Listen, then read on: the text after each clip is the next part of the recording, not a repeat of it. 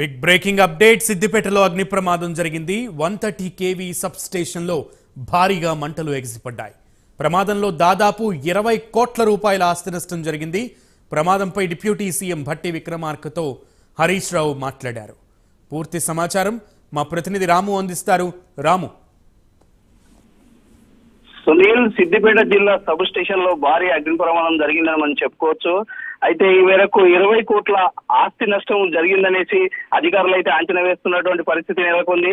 సిద్దిపేట పట్టణంలోని sub station లో short circuit అగ్ని ప్రమాదం అయితే చోటు చేసుకుంది ఈ ప్రమాదంలో భారీగా మంటలు అయితే ఎగిసిపడుతున్నాయి ఈ విషయం తెలుసుకున్న ఏసీపీ అదేవిధంగా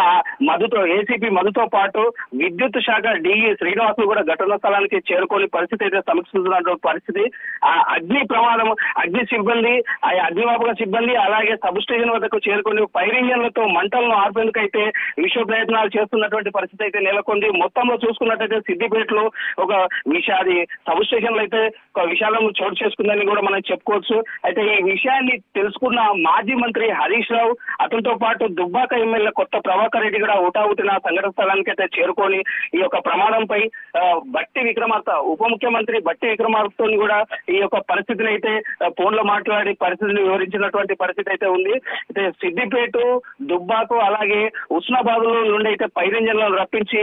పూర్తిగా మంటలను అదుపులోకి తెచ్చే ప్రయత్నం అయితే చేస్తున్నారు అదేవిధంగా ఈ ఘటనలో అయితే 20 కోట్ల ఆస్తి నష్టం అయితే వాటిల్లింది అనేది అధికారులు అయితే అంచనా వేస్తున్నటువంటి పరిస్థితి ఎంతసేపు పట్టే అవకాశం ఉంది ఈ మంటలు అదుపులోకి రావడానికి కనీసం ఇంకా ఒక 40 నుంచి 45 నిమిషాలు పట్టే